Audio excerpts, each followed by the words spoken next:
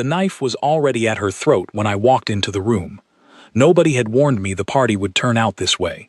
One moment the hall was full of soft music and colored light, and the next, a tall alien man in a formal coat had Lady Caleth Dorn pulled back against him, his arm locked under her chin, a short blade pressed to her skin.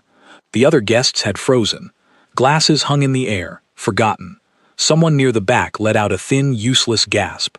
I did not stop walking. That surprised him. I could see it in the way his eyes widened when I did not slow down, did not raise my hands, did not do any of the things his instincts expected from someone he was supposed to be threatening. He shouted something about her family owing him a debt, about being ignored, about needing everyone to listen now. I did not care what his reasons were. I only cared about the 6 inches between that blade and her neck. I closed that distance before he finished his sentence. It was over in less time than it takes to explain it. He did not get to use the knife. He did not get to finish his shouting. A moment later, he was on the floor, disarmed, and Lady Caleth was standing behind me, breathing hard but unharmed, staring at my back like she had never truly looked at me before.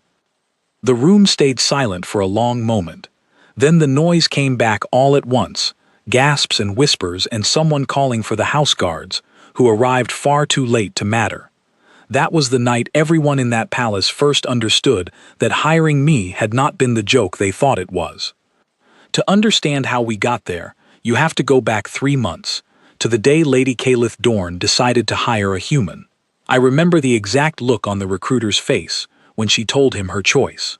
He was a broad-shouldered Velkaran man, skin like polished stone, and he stared at her like she had just announced she was hiring a child to guard a bank vault. Humans, in most parts of the galaxy, were considered a soft, forgettable species. Short lives, ordinary strength, a planet nobody important came from. We were the budget option, the thing you picked when you wanted to save money and did not care very much about actual protection. Lady Caleth did not care what he thought. She was young, sharp-tongued, and tired of her family choosing everything for her, including the 6 overpriced bodyguards who had quit or been dismissed in the past 2 years. Hiring a human bodyguard was, for her, as much a statement as a decision. It told her family she did not need their approval. It told the galaxy she did not care about appearances. She never once asked me where exactly I was from. She asked if I was available, if I understood the job, if I could start soon. I said yes to all 3, and that was the entire interview. I did not explain that Earth was not the gentle, garden-like world most aliens imagined when they heard the name.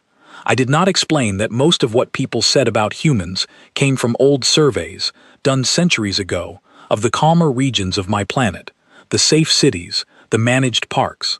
Nobody out here had bothered to update their information in a very long time. Nobody had asked the right questions, and I never felt the need to answer questions nobody asked. My first week on the job was mostly boring, which I did not mind at all. I followed Lady Caleth to meetings, to dinners, to long boring council sessions where old men argued about trade routes. The other guards in her family's service treated me the way you treat a stray animal that wandered into a nice house, with a kind of confused, faintly amused tolerance. They were mostly Velkaran and Threnaxi, both species known for their size and their natural armor plating. Next to them, I looked like a joke. Soft skin, no plating, no claws, just an ordinary-looking man in a plain dark coat. One of them, a big Threnaxi named Van Threk, liked to remind me of this constantly. "You know," he said one afternoon, leaning against a marble pillar while we waited outside a meeting room, "back when I signed up for this job, they told me the roster included 6 trained soldiers. Then I saw you, and I thought, well, 5 soldiers and 1 decoration." I did not answer. I never saw the point in arguing with someone who had already decided what he believed. Van laughed at his own joke and walked off to check the perimeter, the way he did every hour, out of habit more than any real concern. I understood why he underestimated me. On paper, I was nothing special. My file listed ordinary human measurements. No special training listed, no dramatic military record, no impressive titles. What none of them understood was that where I came from, none of that mattered. Survival back home did not depend on titles or plating. It depended on something much simpler: staying alive. Lady Caliph, to her credit, treated me better than most. She was curious in a quiet way, asking small questions now and then about my home, though never anything too deep. She asked if humans got cold easily. She asked if we slept the same way other species did. She asked simple, harmless things, the kind of questions someone asks when they are only mildly interested, not truly investigating. I answered honestly but briefly. Yes, we get cold. Yes, we sleep at night, mostly. I never lied to her. I simply never explained the full truth, because the full truth was not something you could explain over a light lunch between meetings. The truth was this: my homeworld, in the era I came from, was not the safe, sunlit planet the old surveys described. Centuries of shifting climate, resource wars, and outside interference had turned much of it into something closer to a proving ground than a home. Where I grew up, in the reclaimed southern territories, there were no soft childhoods. Predators larger than any recorded Earth animal from the old surveys roamed areas we still called home. Storms came without warning and lasted for days. Food had to be earned, not given. Children who grew up there did not have the luxury of being fragile. I did not think of any of this as tragic. It was simply how life worked. You learned early, you adapted quickly, or you did not get the chance to grow old. By the time I was old enough to remember clearly, staying calm during danger was not bravery, it was habit. None of that showed on the surface, though. I looked ordinary. I acted ordinary. I answered questions politely, followed orders without complaint, and stayed quiet during long, boring meetings, which made the other guards assume I simply had nothing interesting to offer. They were wrong, but I let them believe it. It made the job easier. The other guards had their own theories about why Lady Caliph hired me. Some assumed it was a rebellious move against her family. Others assumed she had been misled by a cheap recruiter looking to save money for himself. Nobody assumed the real answer, which was much simpler. She wanted someone who would not treat her like something fragile to manage, and I never did. There was a night, early on, when a minor noble at a formal dinner made a joke at my expense in front of several guests. He asked, loudly enough for the whole table to hear, whether humans came with a warranty, since apparently we broke so easily. The table laughed. Lady Caliph did not. I did not react either. I had heard worse insults from harsher mouths in places far more dangerous than a dinner table. I simply refilled her glass of water and stood quietly behind her chair, the way any properly trained guard would. Later that night, walking back to the private wing of the estate, she asked me directly if the comment had bothered me. No, I said honestly. Words like that don't really land on someone who has heard scarier things before breakfast. She looked at me for a long moment, clearly expecting some kind of joke, some exaggeration. I offered nothing more. She let it go, though I noticed she watched me a little more carefully after that. The way someone watches a locked door, they suddenly suspect might be hiding something interesting behind it. She had no idea how right she was. For the first month, my job stayed simple: escort duty, standing quietly at events, occasionally handling minor disagreements between overly confident nobles who thought a soft-looking human guard would not dare stop them. I stopped them anyway, calmly, without drama, without injury to anyone who did not insist on pushing further than they should have. Word began to spread slowly among the household staff that the new human guard, while quiet, was oddly unshaken by things that rattled the others. A spilled drink that turned into a shouting match, a drunk guest who grabbed at Lady Caliph's arm too hard during a crowded gathering. Small moments, easily resolved, but each one chipped away slightly at the assumption that I was simply a decoration standing beside a bored young noblewoman. Still, nobody suspected the truth. Nobody imagined that the ordinary-looking human standing quietly by the door had grown up in a world where danger was not an occasional inconvenience, but the very air people breathed. That changed the night of the formal reception, 3 months into the job, the night that began with a blade at Lady Caliph's throat and ended with the entire household finally starting to ask the right questions. But before we reach that night properly, there is more you should understand about how it happened, and what came after, because that single evening was only the beginning of everyone around her realizing exactly what kind of man they had allowed to stand quietly in the corner of every room. The man on the floor of the reception hall turned out to be a disgraced cousin of a rival trading house, angry about a debt his own family refused to acknowledge. Security took him away within minutes, and the party, after a stretch of nervous whispering, slowly returned to something resembling normal. Music started again. Drinks were refilled, but the mood in that room had changed, and it did not change back. Lady Caliph did not speak to me right away. She stood near a tall window for a while, arms crossed, watching the crowd pretend nothing had happened. I stayed a few steps behind her, the way I always did, saying nothing until she was ready to say something first. "You didn't even look nervous," she finally said, without turning around. "There wasn't anything to be nervous about," I answered. She turned then, studying my face like she was searching for a joke hidden somewhere in it. She did not find one. "He had a knife to my throat, Ethan," I noticed. "That's supposed to be terrifying." "It is for some people," I said. "I've just seen worse." I did not say it to sound impressive. It was simply true, and I had long stopped trying to soften truths, just to make them more comfortable for other people. She studied me a moment longer, then let out a short breath that was almost a laugh, almost disbelief, and turned back to the window without asking anything further. I could tell the question had planted itself somewhere in her mind, though. It would grow, slowly, whether she meant it to or not. Word of the incident spread through the household staff quickly, the way these things always do.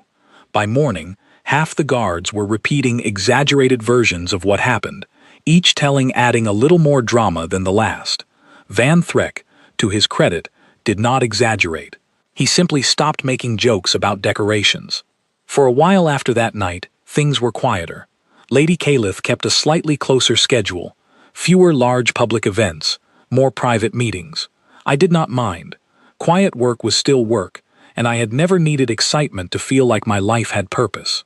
The next real test came about 3 weeks later, at a much smaller gathering, a private social evening hosted by one of her extended family members in the lower quarter of the city. It was meant to be relaxed. Music, drink, conversation among distant cousins and family friends. Nothing important, nothing formal. The kind of evening where nobody expects trouble, which is usually exactly when trouble finds a way in. I stood near the entrance most of the night, watching the room the way I always did, half listening to conversations, half tracking movement patterns out of pure habit. Old habits like that do not fade just because the danger around you has lessened. Where I grew up, you did not stop watching the room just because things looked calm. Calm was often the most dangerous moment of all. The trouble that night came from a man named Corvin Alith, a distant relative of the host, well known among the family for drinking too much and saying too little that was worth hearing. He had grown louder as the evening went on, complaining about business dealings, about being overlooked for some family opportunity, about how nobody in the family respected him the way they should. Lady Caliph, trying to keep the peace, had gone over to speak with him quietly, hoping to calm him down before the situation embarrassed the host any further. It did not work the way she hoped. I watched from across the room as his voice rose sharply, and then watched his hand close around her wrist, gripping tighter than any polite disagreement should ever require. She tried to pull away. He held on harder, clearly not thinking clearly through the drink in his system, clearly not registering how much force he was using. I was moving before the second pull finished. I did not rush across the room in some dramatic sprint. I simply walked quickly and directly, the way you move when you already know exactly where you are going and exactly what you intend to do when you arrive.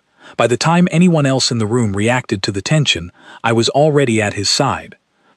I took hold of his wrist, the one gripping hers, and applied just enough pressure in exactly the right place to make him let go immediately, his fingers opening on their own, his face twisting in surprise more than pain. It was over before most of the guests even understood what had happened. Lady Caliph stepped back, cradling her wrist, and Corvin stumbled backward, blinking at me like he could not understand how such a small motion had loosened his grip so completely. "You don't touch her," I said, quietly enough that only he and Lady Caliph could hear it clearly. My voice did not rise. It did not need to. Corvin opened his mouth to argue, some drunken instinct pushing him to save face in front of the small crowd now watching. He took one step forward, chest puffed out, clearly intending to prove something with his size that he could not prove with his words. I did not step back. Something in my stillness must have registered with whatever part of his mind was not clouded by drink, because he stopped mid-step, staring at me the way you stare at something you suddenly realize you misjudged. The room had gone quiet enough that I could hear the soft hum of the building's climate system in the background. "Sit down," I said, not unkindly, "and drink some water."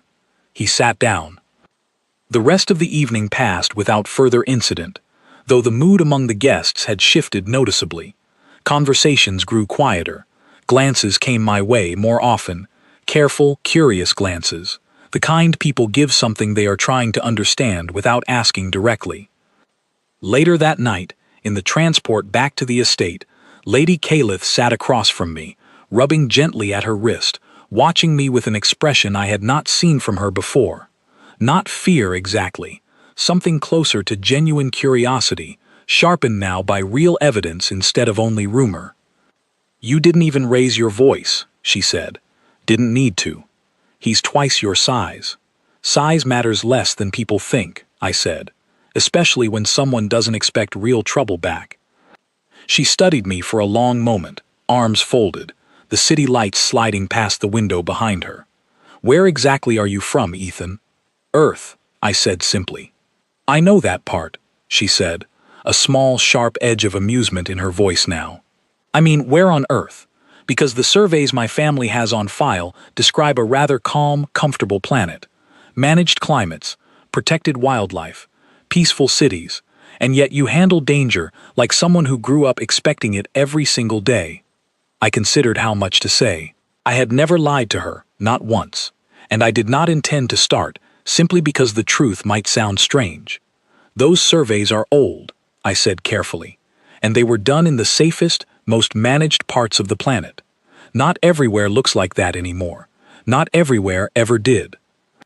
"What does the rest of it look like?" "Different," I said. "Harder. People there learn early that comfort isn't something the world owes you. You either adjust to that, or you don't get the chance to grow old." She did not respond right away. She simply watched me, turning the words over slowly, clearly sensing there was far more beneath them than I was offering. I let the silence sit there, comfortable in it the way I always was, and eventually she looked back out the window without pressing further. But I could tell, by the thoughtful stillness in her expression, that the question had settled somewhere deep, and it was not going away. Rumors within the household grew stronger after that night. Staff members whispered about the strange calm the new guard carried into dangerous moments, about the quiet, almost gentle way he handled situations that should have required far more force and far more noise. Van Threck, in particular, stopped joking altogether, watching me now with the careful attention of someone recalculating an old assumption. One afternoon, while we stood post outside a council chamber, he asked me directly, in a low voice meant only for the two of us, "You're not like the files say, are you?" "No file tells the whole story about anyone," I said. "That's not an answer. It's the only one I've got."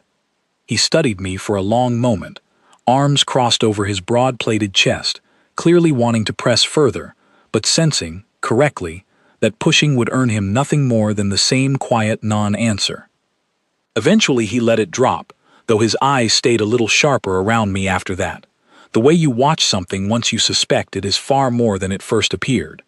Word of my behavior during these smaller incidents eventually reached Lady Calith's family, as these things always do in households full of watchful staff and gossiping relatives.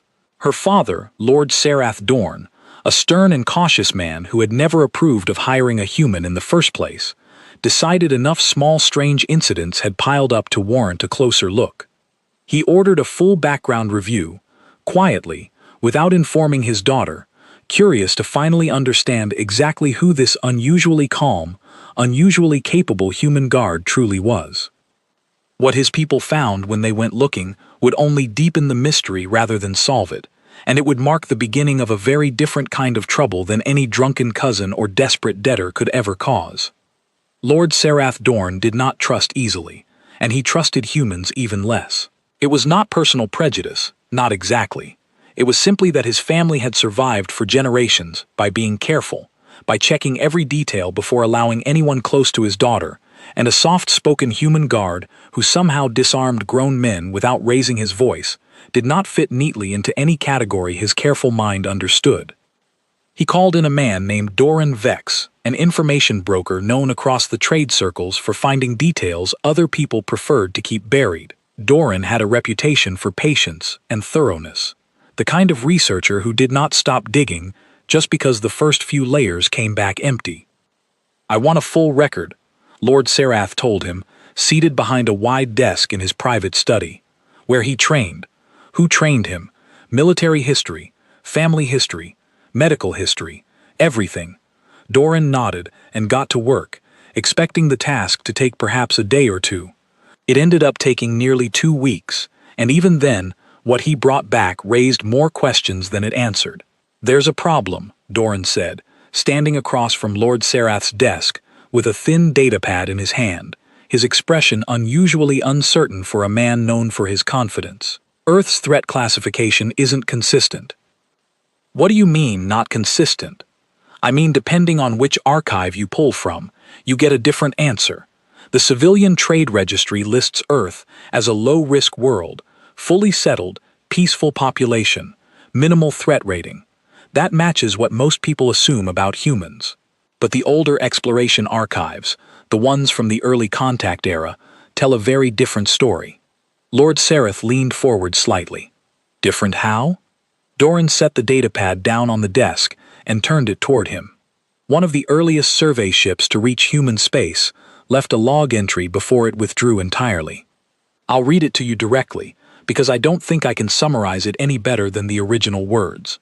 He tapped the screen, and the old recording played in a flat, formal voice, clearly translated and re-recorded many times over the centuries, the way old records tend to be. "Planet designation, Earth. Preliminary survey suspended. Recommend permanent withdrawal. Local population demonstrates survival capabilities inconsistent with technological development level. Environmental hazards extreme and unpredictable. Local fauna hostile beyond acceptable risk threshold. Recommendation: do not engage." The room went quiet after the recording finished. Lord Serath sat back slowly in his chair, absorbing what he had just heard. "That's the entire entry?"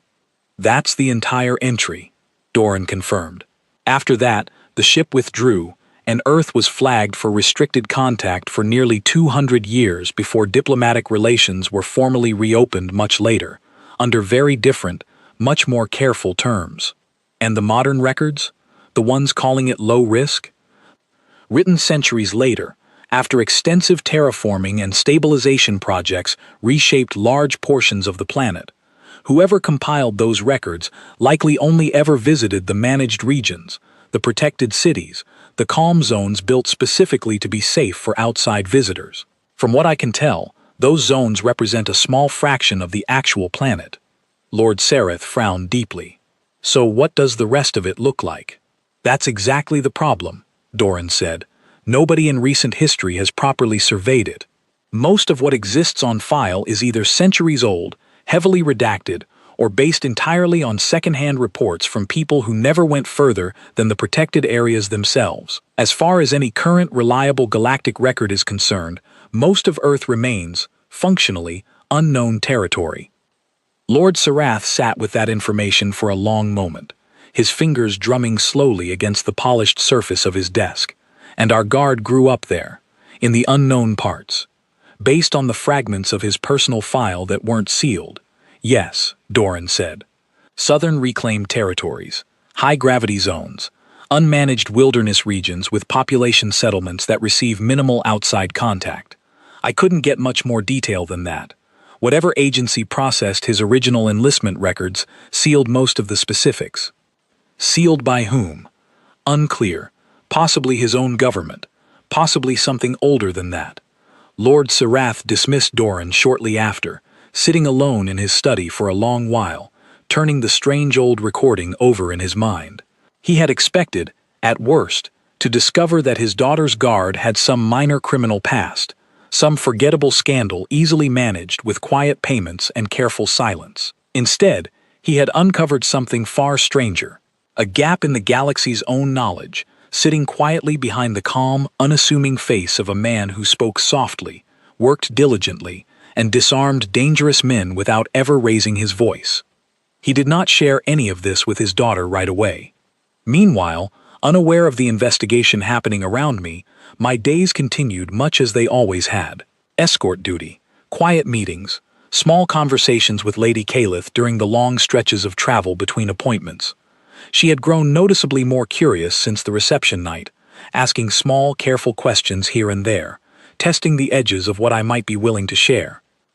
One evening, while waiting for a meeting to end, she asked me directly about my childhood, phrasing the question carefully, almost gently, the way someone asks about a subject they suspect might be painful. "What was it like," she asked, "growing up where you did?" I considered the question for a long moment before answering, not because I needed to hide anything, but because it was difficult to explain a life so different from anything she had ever known. "Busy," I said eventually. "Every day had a purpose: finding food, checking shelter, watching the horizon for storms, or for things worse than storms. Things worse than storms. Predators," I said simply. "Big ones. Old world records call them wildlife. Where I grew up, we just called them neighbors you had to respect." She studied me carefully, clearly trying to determine whether I was exaggerating for effect. I was not, and something in my steady expression must have told her that. "How old were you," she asked slowly, "when you first had to defend yourself against something like that?" "6, I said. "Maybe 7. It's a bit fuzzy that far back." Her mouth opened slightly, though no sound came out right away. 6 years old? "Most kids where I grew up learned early," I said. "It wasn't unusual. It was just how things worked. You learned to move quietly, to notice patterns, to know when the wind changed in a way that meant something dangerous was near. Parents taught their children the same lessons their own parents had taught them. Survival wasn't a lesson you learned once. It was something you practiced every single day. That sounds..." She paused, searching for the right word. "Terrifying." "It didn't feel that way at the time," I said honestly. "Fear is mostly about not knowing what to expect. We always knew. The danger wasn't a surprise. It was simply part of daily life, the same way rain or sunlight was part of yours." She sat back slightly, absorbing that, her earlier curiosity now shaded with something closer to quiet astonishment. "And your family, your parents?" "My mother taught me to track weather patterns before I could properly read," I said. "My father taught me how to move without making noise, how to recognize which plants could be eaten and which ones would make you sick or worse. Both of them survived long enough to see me grow up, which, where I come from, counts as a genuine success story." "Are they still..." She hesitated. "My mother is," I said. "My father passed a few years before I left. Nothing dramatic, just old age, which itself is something of an achievement back home." She did not know what to say to that, and for once, I did not try to fill the silence either. We simply sat there for a while, the quiet stretching comfortably between us, neither of us needing to explain further. Eventually, she asked one more question, softer than the others. "Why did you leave then? If you survived all that, why come out here at all?" I thought about the honest answer for a moment before giving it to her. Because after growing up somewhere like that, most other places in the galaxy don't feel especially dangerous, I said. This job, protecting people, dealing with the occasional drunk noble or desperate debtor, it's steady work. Safe work, by my standards. I'm not chasing excitement out here, Lady Calith. If anything, I'm enjoying how calm it is. She stared at me for a long moment, then laughed softly, shaking her head, though there was little humor in the sound, more disbelief, settling gently into acceptance. "You think this is calm?" "Compared to home, very calm," I said simply. That conversation seemed to shift something quietly between us. She stopped asking careful, testing questions, and started simply talking to me the way you talk to someone you trust, rather than someone you are still trying to understand. I did not mind the shift at all. If anything, I welcomed it. Trust made the job easier, and more importantly, it made her safer, since trust meant she listened more carefully when I gave instructions during moments that actually mattered. Word of Doran's findings eventually reached Lord Sereth's advisors, and from there, in the careful, gossip-filled way information moves through large households, faint whispers began circulating among the staff and extended family. Nothing concrete, nothing detailed, simply a growing sense that the quiet human guard was not quite what his file suggested, that there was more beneath the surface than anyone had originally assumed. Van Threck approached me again, about 2 weeks after my conversation with Lady Calith, finding me alone during a routine patrol of the estate's outer grounds. He walked beside me for a while in silence before finally speaking. "There's talk going around," he said carefully, "about your homeworld, about records that don't add up." "There's always talk," I said. "Doesn't mean it's accurate." "Doran Vex doesn't deal in inaccurate information," Van said. "Everyone knows that about him. If he found something strange, it's because there's something strange there to find." I did not answer right away, choosing my words carefully. "Some places don't get looked at very closely," I said eventually. "Doesn't make them mysterious, just makes them overlooked." Van studied me for a long moment, clearly unconvinced but equally clearly unwilling to push further without more solid ground to stand on. "You handled Corvin Aelith like it was nothing," he said finally. "You handled the man with the knife like it was nothing. I've served on this estate for 11 years, and I've never seen anyone move the way you moved that night. Not once." "Training," I said simply. "Training where?" "Home," I said, and left it at that. He did not press further, though the careful watchfulness in his expression stayed with him for the rest of that patrol, and for a long while afterward. I understood his suspicion, even respected it. A good guard should question things that do not add up, especially when protecting someone as important as Lady Calith. I simply was not ready to hand over more information than necessary, not because I had anything to hide from her family, but because some truths are better understood through actions than through explanations. Lord Sereth, for his part, remained quietly watchful over the following weeks, gathering small observations of his own, weighing them carefully against Doran's unsettling findings. He did not confront me directly. He did not warn his daughter away from me either. He simply watched, patient and careful, the way a man accustomed to managing risk always watches something he does not yet fully understand. None of us realized, during those quiet weeks of growing suspicion and careful unspoken questions, how soon a much greater threat would arrive, one that would answer every lingering question about who I truly was and where I had truly come from, far more clearly than any old survey record or hesitant conversation ever could. The attack came on a night nobody expected trouble, which, I had learned long ago, is exactly when trouble prefers to arrive. Lady Calith was scheduled to attend a trade summit hosted in the northern district of the city, a large gathering of merchants, diplomats, and family representatives from several allied houses. Security for the event was supposed to be extensive, arranged jointly by multiple households, with checkpoints, scanners, and dozens of guards stationed throughout the building. On paper, it was one of the safest events on her calendar that season. I did not trust paper. Something felt wrong from the moment we arrived. It was nothing I could point to directly, no single detail out of place, just an accumulation of small things that did not sit right.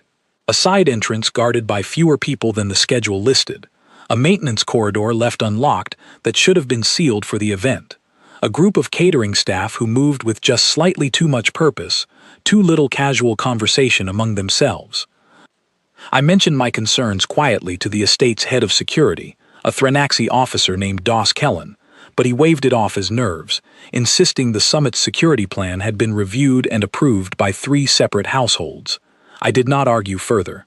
Arguing rarely convinces people who have already made up their minds, and besides, I had already decided to simply stay closer to Lady Calith than the official plan required. The first sign of real trouble came almost 2 hours into the event, during a lull between formal speeches, when the building's main lighting flickered once, dimmed briefly, and returned to normal. Most guests did not notice, distracted by conversation and drink.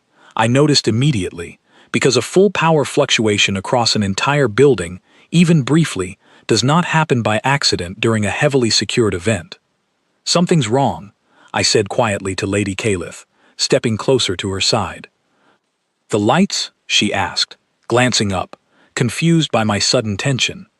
"Someone's testing the building's systems," I said. "That's not a normal fluctuation." Before she could respond, the lights dropped fully this time, plunging the large hall into darkness for nearly 10 full seconds. In the chaos that followed, screams rose from parts of the crowd, confused shouting, the scraping of chairs as people stumbled in the dark. When the emergency lighting finally kicked in, casting the room in a dim red glow, I already had Lady Calith moved behind me, my body positioned firmly between her and the nearest exit. That was when the first operative appeared. He came through the side entrance I had flagged earlier, moving with the practiced efficiency of someone trained for exactly this kind of operation. Dark tactical gear, face partially covered, weapon raised and already scanning the crowd with clear, professional intent. 2 more followed close behind him, then 2 more after that, spreading quickly to cover different sections of the hall. This was not a drunken cousin with a grudge. This was not a desperate debtor looking to make a point. These were trained operatives, working together with clear coordination, clear communication, and a clear objective. Panic spread through the crowd instantly, guests scrambling for exits, overturning tables in their rush, the confusion working entirely in the attacker's favor. I did not join the panic. I moved instead, pulling Lady Calith firmly toward a side alcove that offered partial cover, my eyes tracking each operative's position, my mind already calculating angles, distances, and timing with a calm clarity that felt, to me, almost peaceful compared to the noise surrounding us. "Stay low, stay behind me, and do not run into the open," I told her, my voice level despite the chaos. "Running draws attention. Staying still and covered keeps you safer than panic ever will." She nodded quickly, trusting me completely now, in a way she might not have 3 months earlier, pressing herself into the alcove exactly as I instructed. The lead operative spotted us moving and shouted something sharp to the others, directing 2 of them toward our position. I watched them approach, weapons raised, moving with confident, practiced steps, clearly expecting minimal resistance from a single unarmed household guard protecting one target. They had no idea what they were walking toward. I stepped forward to meet them before they could close the remaining distance, closing the gap quickly and directly, refusing to give them the comfortable range their weapons were built for. The first operative raised his weapon a half-second too late, and I closed that gap entirely, redirecting his arm upward and off target before disabling his grip entirely, the weapon clattering uselessly to the floor. He staggered back, stunned by how quickly the encounter had turned, and I did not give him time to recover before ensuring he was no longer a threat to anyone in that room. The second operative reacted faster, adjusting his aim toward me directly, but faster reflexes only mattered if the timing behind them held up, and mine held up better. I closed that distance too, moving low and controlled, disrupting his aim entirely before he could commit to firing, and within moments, he too was no longer capable of continuing the fight. 2 down in less time than it takes to describe clearly. The remaining operatives watching from across the hall paused, clearly recalculating whatever plan they had walked in with. I did not give them time to recalculate comfortably. I moved toward the next nearest position, keeping myself firmly between the attackers and the alcove where Lady Calith remained hidden.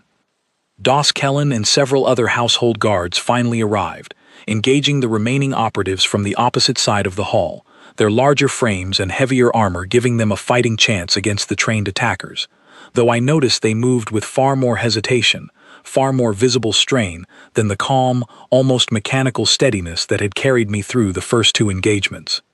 One of the surviving operatives, apparently recognizing that their mission had already gone badly wrong, shouted a single sharp command to the others: "Retreat." Immediately, the remaining attackers began pulling back toward the side exits, moving quickly, clearly trained to abandon a failed operation rather than risk further losses. I let most of them go. My priority had never been capturing every attacker. My priority, the only thing that mattered from the very first flicker of the lights, was keeping Lady Calith safe, and she remained exactly that, still tucked securely into the alcove, wide-eyed but entirely unharmed. The last operative, moving toward the exit closest to our position, made the mistake of glancing back toward the alcove, clearly considering whether a final attempt at the original target might still be possible. I stepped directly into his path before that consideration could turn into action, and whatever he saw in my expression in that moment convinced him quickly that continuing forward was not a decision he wished to make. He turned and ran instead, disappearing through the same side entrance the group had first used, leaving the hall finally fully secured. The aftermath unfolded in the chaotic, adrenaline-heavy way these things always do. Household guards fanning out to secure exits, medical staff rushing in to check on injured guests, most hurt only from the panic stampede rather than the attackers themselves. Doss Kellen, breathing hard, approached me with an expression somewhere between gratitude and open astonishment. "How many did you handle?" he asked. "Enough," I said simply, already moving past him toward the alcove where Lady Calith remained. She stepped out slowly as I approached, still visibly shaken, though steadier than most of the other guests scattered throughout the hall. "You knew," she said quietly, staring at me. "Before any of this happened, you knew something was wrong." "I suspected," I corrected gently. "Suspecting is enough, most of the time, if you take it seriously." Doss dismissed your concerns. "People often dismiss quiet warnings," I said. "Doesn't mean the warnings were wrong." She studied me for a long moment, then glanced past me toward the two disarmed operatives now being restrained by arriving security teams, then back to me again, clearly working through everything she had just witnessed.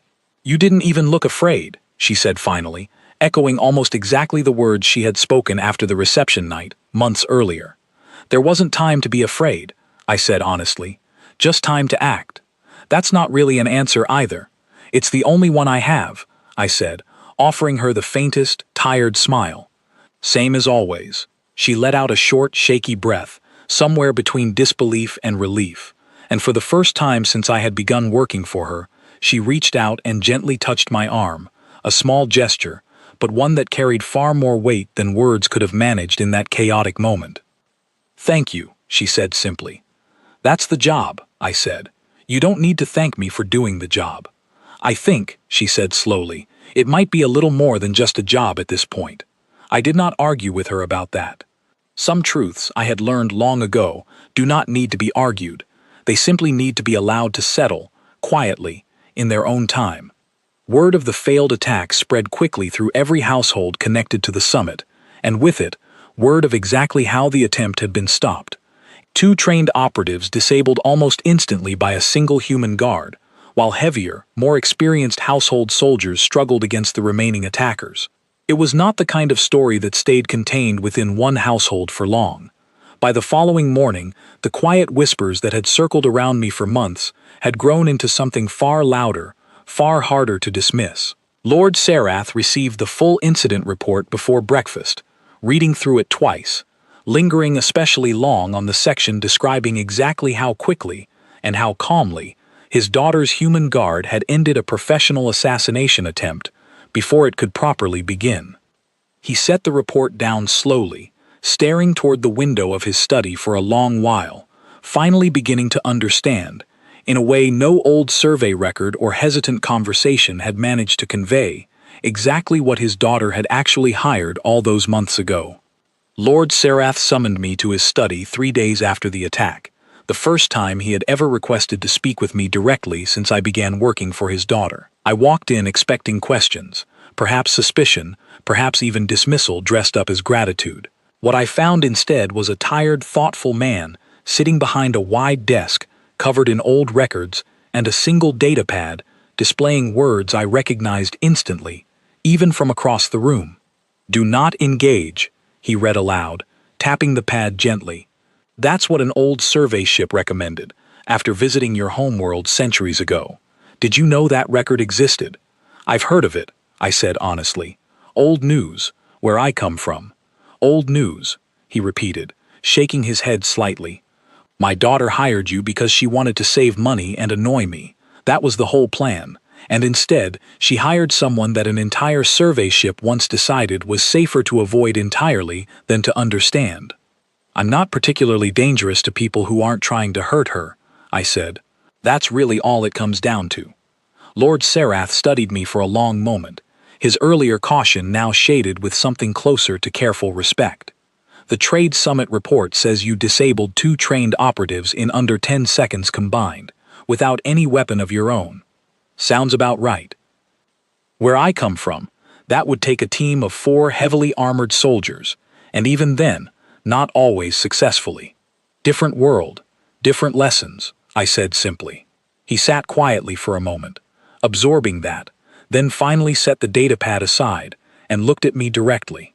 I owe you an apology, he said. I assumed, when my daughter told me she'd hired a human guard, that she had made a foolish, rebellious decision that would eventually cost her dearly. Instead, it may have saved her life. You don't owe me anything, I said. Doubting a stranger, especially one guarding someone you care about, isn't foolishness. It's just being careful. Perhaps, he said, but I'd like to correct that carefulness. Going forward, whatever you need, whatever support your position requires, you'll have it, formally and without hesitation. I thanked him simply, without dramatics, and left his study a short while later, feeling, for the first time since arriving in this part of the galaxy, that the quiet distance between myself and the people I worked for had finally begun to close. The weeks that followed brought changes I had not expected when I first accepted this job. Word of the failed assassination attempt spread far beyond Lady Calith's household, reaching other trading houses, other diplomatic circles, even distant corners of the galaxy that had never given humans a second thought before. Suddenly, my quiet, uneventful profession attracted far more attention than I had ever wanted. Offers began arriving. Other households, hearing what had happened, sent representatives requesting my services, some offering payment far beyond what Lady Calith's family provided, others simply curious to understand exactly what kind of guard could stop professional operatives so quickly and so calmly. I declined every offer politely, without exception. I had not taken this job chasing fame or fortune, and I had no intention of leaving now simply because both had unexpectedly found me. Van Threck approached me again during this stretch of sudden attention, though his manner had changed entirely from our earlier conversations. Gone was the teasing condescension of our first weeks together. In its place stood something closer to quiet, genuine respect. "You could leave," he said one afternoon, watching the growing pile of formal offer letters stacked on a side table near my quarters. "Better pay elsewhere. More recognition." "I'm not looking for recognition," I said honestly. "I'm looking for steady work, protecting someone who trusts me to do the job properly. I already have that here." "Most people would take the better offer." "Most people didn't grow up where I did," I said. "Where I'm from, stability isn't something you take for granted. You don't walk away from something solid just because something shinier comes along." He nodded slowly, seeming to genuinely understand, or at least respect, the reasoning behind it. "For what it's worth," he added, "I'm glad you stayed." "For what it's worth," I said, "so am I." Lady Calith, through all of this sudden attention, remained remarkably unchanged in how she treated me, which I appreciated more than she probably realized. She did not suddenly treat me with distant formality, nor did she suddenly parade me around as some kind of trophy to impress rival households. She simply continued treating me the way she always had, as someone she trusted completely, someone whose company she genuinely valued beyond simply the protection I provided. One quiet evening, several weeks after the attack, she found me on the estate's outer terrace, watching the evening sky settle into darkness, a habit I had carried with me since childhood, always keeping half an eye on changing weather patterns even here, in a place far calmer than anywhere I had grown up. "Everyone keeps asking me the same question," she said, settling into the seat beside me. "How did I know to hire you? Like I had some brilliant plan all along." "What do you tell them?" "The truth," she said, smiling faintly, "that I hired you because you were cheap and because it annoyed my father. I never had some grand vision of hiring the most capable guard in the galaxy. I just got remarkably lucky." I laughed quietly at that, an honest, easy sound that still felt somewhat unfamiliar after months of careful, measured behavior. Sometimes luck works out better than planning ever could. Is that how it worked back home? She asked. Luck over planning. Both, really, I said. You plan as carefully as you can, and then you stay ready to adjust when luck decides to test that planning anyway. Nobody survives on planning alone, and nobody survives on luck alone either. You need both, working together. She considered that for a while, watching the darkening sky alongside me. Do you miss it? She asked eventually. Home, I mean, despite everything you've told me about it. I thought about the question honestly before answering. Sometimes, I admitted, not the danger exactly, but the simplicity of it. Everyone back home understands the same basic truth, that survival takes effort, every single day, and nobody resents that effort because everyone shares it equally. Out here, people sometimes forget how fragile safety actually is. Back home, nobody ever gets that luxury. Is that why you don't talk about it much? Because people out here wouldn't understand? Partly, I said, but mostly because talking about it feels strange to me. Back home, none of what I did would seem unusual at all. Every single person from where I grew up could do the same things I've done here, most of them better. I'm not special back home, Lady Caliph. I'm just ordinary. She stared at me for a long moment, clearly struggling to reconcile that idea with everything she had witnessed over the past several months. Ordinary, she repeated slowly. You disabled 2 trained assassins in under 10 seconds, without a weapon, and you call that ordinary. Where I'm from, yes, I said simply. Everyone I grew up with could manage something similar, if they had to. It's just how life works there. Nobody back home would think twice about it. That's, she paused, searching for the right word again, the same way she had months earlier during our first real conversation about my childhood. That's honestly a little frightening, when you put it that way. I understand why it sounds that way, I said, but it's not meant as a threat. It's just a different way of measuring what's normal. Here, quiet safety is normal. Back home, quiet danger is normal. Neither one is wrong. They're just different starting points. She was quiet for a while after that, absorbing the idea slowly, and eventually she reached over and rested her hand lightly on my arm again, the same small gesture she had offered on the night of the attack, though this time carrying a calmer, steadier kind of warmth. I'm glad you ended up here, she said. Whatever the reason, whatever brought you out here from wherever home actually is, I'm glad it led you to this job. So am I said honestly. Life on the estate settled into a new kind of rhythm after that, calmer in some ways, though certainly not without its occasional challenges. Other households, having witnessed firsthand or heard secondhand what had happened at the summit, grew notably more cautious around Lady Caliph and her family, no longer assuming her human guard represented an easy target or a foolish oversight. Whatever plans rival houses may have quietly considered before, they reconsidered carefully now, understanding that the quiet man standing beside her carried far more weight than his unassuming appearance ever suggested. I never grew comfortable with the attention that followed, the curious glances from visiting diplomats, the careful, respectful distance other guards now kept around me, the occasional whispered conversations that stopped abruptly whenever I entered a room. But I grew accustomed to it, the way I grew accustomed to most things, quietly and without complaint. What mattered most to me remained unchanged throughout all of it. Lady Caliph stayed safe. The job continued, steady and purposeful, exactly the kind of stability I had hoped to find when I first left home all those years ago. And somewhere along the way, without either of us fully intending it, the working relationship between us had grown into something closer, something built on genuine trust rather than simple obligation.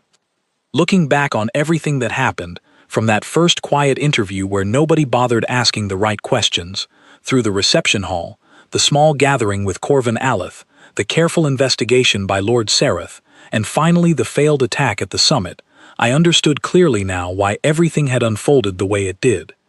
Nobody out here understood Earth, not truly, not the parts of it that mattered most.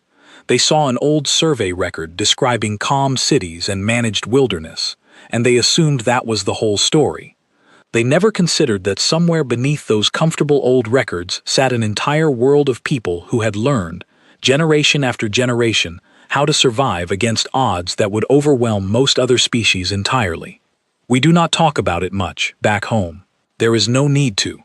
Everyone there already understands the same quiet, unspoken truth, that surviving Earth is not some rare, remarkable achievement worth boasting about. It is simply what everyone does, every single day, without exception. Nobody back home brags about waking up each morning either. Out here, though, people assumed our quiet nature meant weakness, meant simplicity, meant an easy, forgettable species not worth taking seriously. They never considered that the quiet itself might be the clearest sign of exactly how dangerous a place we had all learned to survive. I was never hired despite coming from the most dangerous world most of the galaxy had quietly agreed never to properly explore. I was hired, without anyone fully understanding it at the time, precisely because of it. Lady Caliph did not know, that very first day, exactly what she had brought into her household. But somewhere deep down, whether she realized it fully or not, she had made the safest choice available to her, standing quietly in a hallway full of guards twice my size, waiting patiently for the day someone finally needed protecting properly. That day came, and I was ready for it, the same way I had been ready every single day of my life, before I ever left home. Some habits, it turns out, never really leave you.